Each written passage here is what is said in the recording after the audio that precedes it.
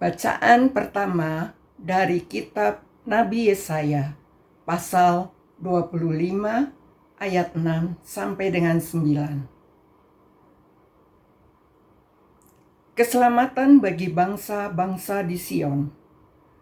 Tuhan semesta alam akan menyediakan di Gunung Sion ini bagi segala bangsa-bangsa suatu perjamuan dengan masakan yang bergemuk, suatu perjamuan dengan anggur yang tua benar, masakan yang bergemuk dan bersumsum, anggur yang tua yang disaring endapannya.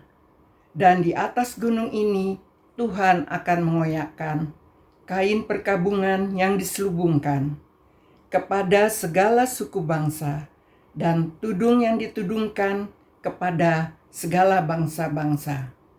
Ia akan meniadakan maut untuk seterusnya, dan Tuhan Allah akan menghapuskan air mata daripada segala muka, dan aib umatnya akan dijauhkannya dari seluruh bumi, sebab Tuhan telah mengatakannya. Pada waktu itu orang akan berkata, sesungguhnya inilah Allah kita, yang kita nanti-nantikan, supaya kita diselamatkan. Inilah Tuhan yang kita nanti-nantikan, marilah kita bersorak-sorak dan bersukacita oleh karena keselamatan yang diadakannya. Demikianlah sabda Tuhan.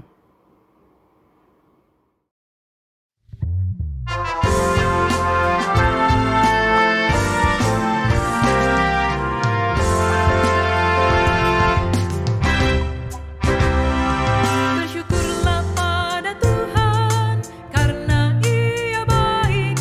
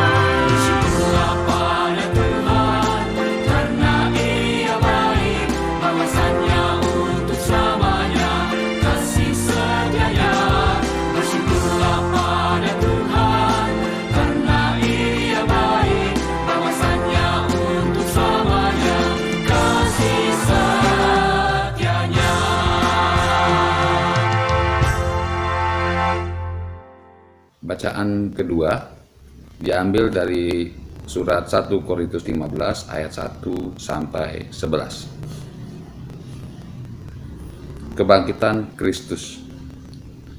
Dan sekarang, saudara-saudara, aku mau mengingatkan kamu kepada Injil yang aku beritakan kepadamu dan yang kamu terima, dan yang di dalamnya kamu teguh berdiri.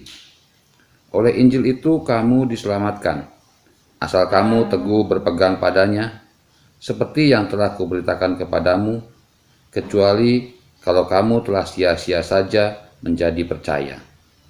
Sebab yang sangat penting telah kusampaikan kepadamu, yaitu apa yang telah kuterima sendiri, ialah bahwa Kristus telah mati karena dosa-dosa kita, sesuai dengan kitab suci, bahwa ia telah dikuburkan, dan bahwa ia telah dibangkitkan pada hari yang ketiga sesuai dengan kitab suci, bahwa ia telah menampakkan diri kepada Kefas dan kemudian kepada ke-12 muridnya.